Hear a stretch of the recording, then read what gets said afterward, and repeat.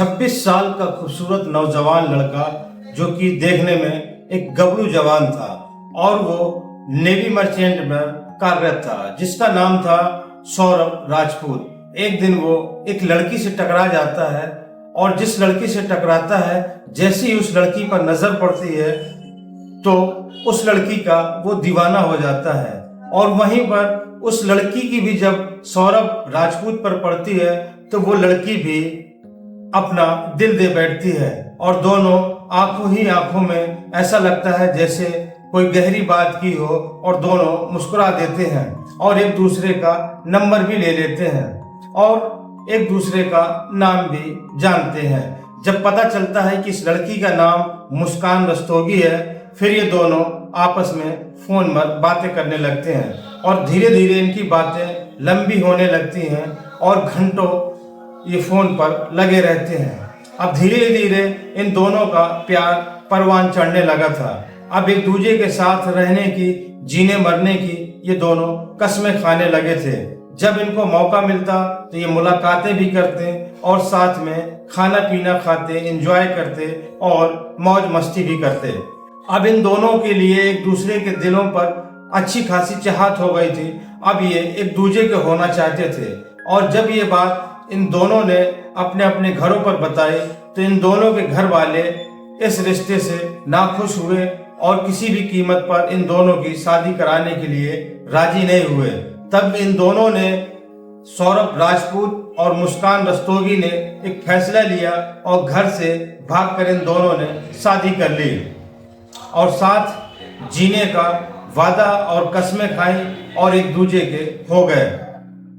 अब इन दोनों की शादी जब इन लोगों ने भाग की तो घर वालों ने इनसे रिश्ता भी तोड़ लिया, इसीलिए अब ये किराए के फ्लैट पर रहने लगे और इन दोनों का प्यार एक दूसरे के लिए बढ़ता ही जा रहा था। और 3 साल बाद इनको एक प्यारी सी नन्ही सी एक बेटी होती है और उस बेटी से सौरभ राजपूत बेहद प्यार करते थे। और सौरभ राजपूत की ड्यूटी लंदन में थी, लेकिन वो हर महीने इंडिया आया करते थे और अपनी बेटी से मिला करते थे और ख़ास तौर से अपनी बेटी का बर्थडे ज़रूर वो सेलिब्रेट करते थे। कभी भी अपनी बेटी का बर्थडे मिस नहीं करते थे। और इस बार भी वो अपनी बेटी का बर्थडे मनाने के लिए लंदन से भारत आए थे, जो कि बेटी का बर्थडे 28 फरवरी को होता है और इस साल वो 6 साल की हो गई थी।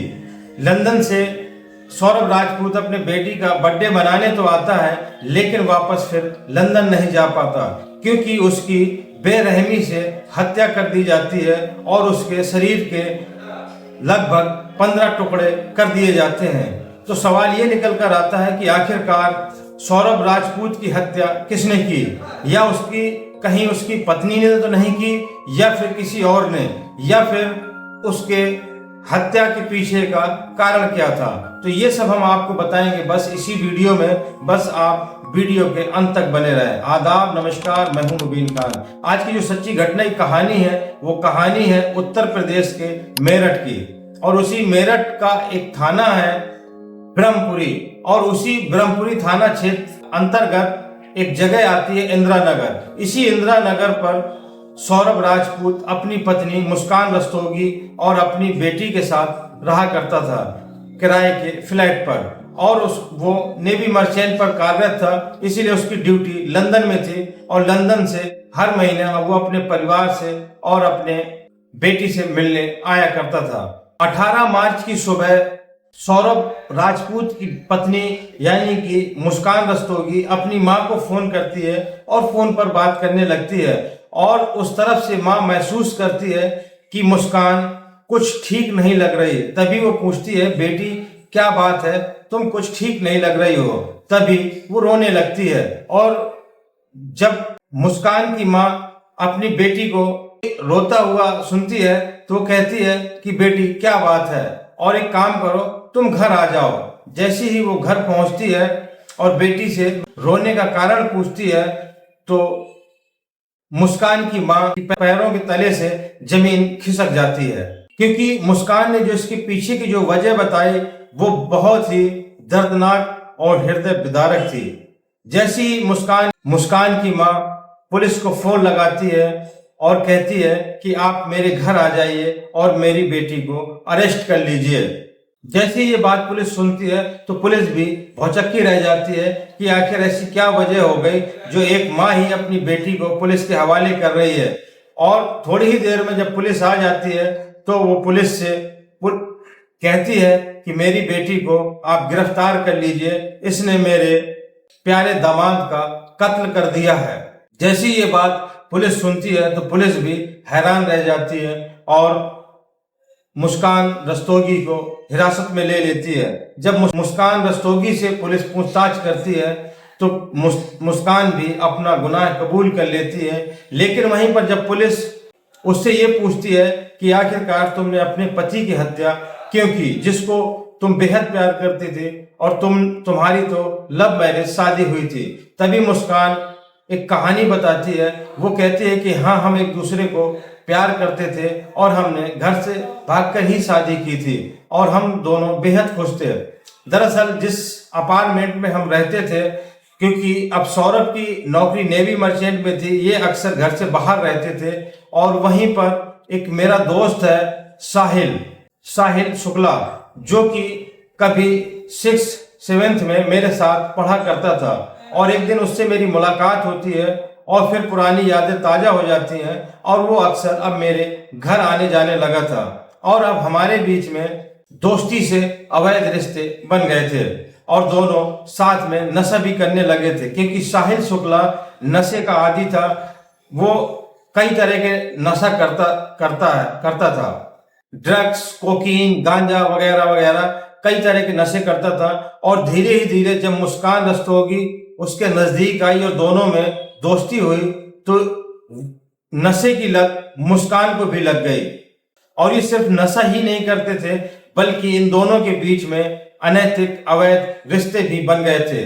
और धीरे धीरे जब मुस्कान का रवैया बदलने लगा तो इस बात को सौरभ राजपूत ने महसूस किया और कहीं ना कहीं उसको शक होने लगा। हालांकि 1-2 बार उसने फोन पर अपने सास ससुर से भी शिकायत की कि अपनी बेटी को समझाओ, लेकिन जब वहीं पर मुस्कान की माँ और पिता उसको समझाने के लिए गए तो मुस्कान ने दरवाजे ही नहीं खोले और माँ और पिता दोनों वापस आ गए। खैर, इन दोनों का मिलना जुलना यूं ही लगा रहा और ये एक साथ मिलते जुलते और साथ में नशा भी किया करते थे। और वहीं पर सौरभ राजपूत हर महीने भारत आया करते थे और अपनी पत्नी का बदलता रवैया देखकर वो काफी चिंतित होने लगे थे। और इस बार भी वो भारत आए क्योंकि इस बार 28 फरवरी को उनकी बेटी का पीहू का जन्मदिन था और अपनी वो बच्ची का जन्मदिन हर साल मनाते हैं, वैसे आए या ना आए, लेकिन अपनी बेटी पीहू के जन्मदिन पर सौरभ राजपूत जरूर आते थे। और इसीलिए 28 फरवरी का बच्ची का जन्मदिन था और सौरभ राजपूत 26 फरवरी को भारत आ जाते हैं और 28 फरवरी को अपनी बेटी का अच्छे से जन्मदिन मनाते हैं। और तभी ये दोनों मुस्कान का बॉयफ्रेंड साहिल शुक्ला, ये दोनों सौरभ राजपूत को अब अपने बीच का कांटा मानने लगे थे और इस कांटे को हटाने की प्लानिंग कर बैठते हैं। और 4 मार्च को जब सौरभ राजपूत सो रहा होता है तभी मुस्कान अपने बॉयफ्रेंड साहिल शुक्ला को बुलाती है और सो रहे अपने पति के हाथ पकड़ लेती है। तभी साहिल शुक्ला सौरभ के सीने पर चाकुओं से वार कर देता है और तब तक करता है जब तक सौरभ की मौत नहीं हो जाती। और इनका इतने से भी दिल नहीं भरता और सौरभ की लाश को घसीटकर बाथरूम पर ले जाते हैं और बाथरूम पर सौरभ के शरीर के लगभग 15 टुकड़े कर डालते हैं। अब सौरभ के 15 टुकड़े करने के बाद में लाश को इन्हें छिपाना था। तभी अगले दिन मुस्कान बाजार जाती है और वहां से एक प्लास्टिक का ड्रम खरीद कर लाती है और उस पर सौरभ राजपूत के टुकड़े रख देती है और ऊपर से सीमेंट से चुन देती है, यानी कि सीमेंट ऊपर से डाल देती है, जिस पर सौरभ राजपूत की बॉडी पर सीमेंट जम जाती है और ये सुकून से फिर साथ में नशा करते हैं। और अगले दिन यानी कि हत्या के दूसरे दिन 6 मार्च को ये लोग शिमला निकल जाते हैं और वहां पर मौज मस्ती करते हैं और वहीं पर अवैध संबंध भी बनाते हैं।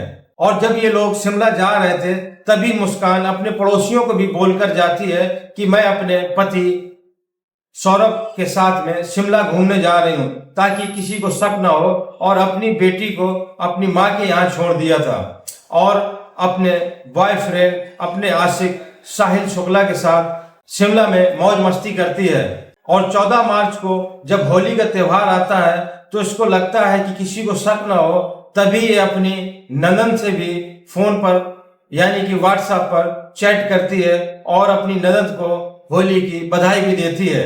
क्योंकि मुस्कान सौरभ का फोन ले गई थी और उसी के फोन से सौरभ बनके उसकी बहन से चैट कर रही थी और उसकी बहन को लग रहा था कि मेरा भाई मुझसे चैट कर रहा है और मेरा भाई ही मुझे होली की बधाई दे रहा है। तभी उसकी बहन पूछती है कि भाई आप मेरी भतीजी पीहू को आप शिमला लेकर नहीं गए। तभी मुस्कान सौरभ बनकर कहती है कि दरअसल पीहू की तबीयत खराब हो जाती है बर्फीली जगह पर, इसलिए हम उसको लेकर नहीं आए। और वहीं पर ये जब मौज मस्ती कर रहे होते हैं तब इनके पैसे भी खत्म हो जाते हैं। तभी ये दोनों सौरभ के अकाउंट से पैसे निकालने की भी कोशिश करते हैं, क्योंकि मुस्कान को पता था कि सौरभ के अकाउंट पर 6 लाख रुपए हैं, लेकिन ये कोशिश इनकी नाकाम रहती है और उसके अकाउंट से पैसे नहीं निकाल पाते। तभी ये अपनी माँ को फोन करती है और कहती है कि माँ मुझे कुछ पैसों की जरूरत है और मुझे पैसे भेज दो। तभी माँ उसके पैसे भेज देती है और सौरभ के बारे में पूछती है तो ये टाल जाती है कि अभी वो बाहर है या अभी बार पर गए हैं, ऐसा कह के टाल देती है। और ये लोग मौज मस्ती करके 17 मार्च को ये लोग वापस आ जाते हैं और 18 मार्च की सुबह ये अपनी माँ को फोन लगाती है और जब माँ को फोन लगाती है कहती है कि पीहू से बात करा दो। और जब पीहू से बात करती है यानी कि अपनी बेटी से बात करती है तो ये रोने लगती है। तभी मुस्कान की माँ कुछ समझती है और कहती है कि क्या तुम मुस्कान ठीक नहीं हो, तो वो और रोने लगती है। तभी अपनी बेटी को घर बुला लेती है और पूछती है कि आखिरकार क्या वजह है। तभी मुस्कान अपनी माँ से कहती है कि सौरभ के घर वालों ने, सौरभ के बड़े भाई ने सौरभ को जान से मार दिया है, उसकी हत्या कर दी है। तभी उसकी माँ कहती है कि तुमने बचाया क्यों नहीं। वो कहती है कि सभी लोग वहां पर थे, अगर मैं चीखती चिल्लाती तो वो मुझे भी मार देते। तभी मुस्कान की माँ कहती है कि ऐसा हो नहीं सकता, क्योंकि सौरभ के घर वाले सौरभ को बहुत ज्यादा चाहते थे और उससे बहुत प्यार भी करते थे, क्योंकि सौरभ बहुत नेक लड़का था और उसके घर वाले ऐसा कर ही नहीं सकते। तभी उससे और फुसला के पूछते हैं और जब माँ उसके फुसला कर पूछती है तो तब वो अपना जुर्म कबूल करती है और कहती है कि माँ मैंने ही सौरभ को हत्या की है और मेरे साथ साहिल ने भी मिलकर हम दोनों ने सौरभ की हत्या की है। तभी वो वजह पूछती है तो कहती है कि दरअसल जो मेरा बॉयफ्रेंड है, मेरा आशिक है साहिल शुक्ला, वो कह रहा था कि सौरभ को अब हटाना पड़ेगा, नहीं तो ये हम दोनों को नशा नहीं करने देगा और ना ही ये हम दोनों को मिलने देगा। बस इसी वजह से हम दोनों ने सौरभ की हत्या कर दी।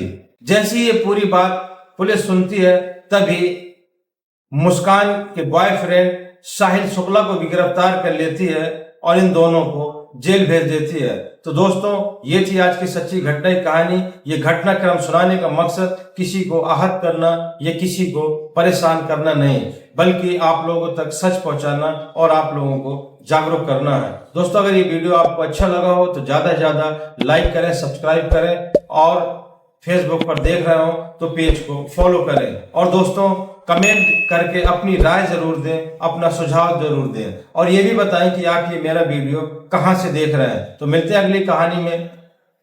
जय हिंद।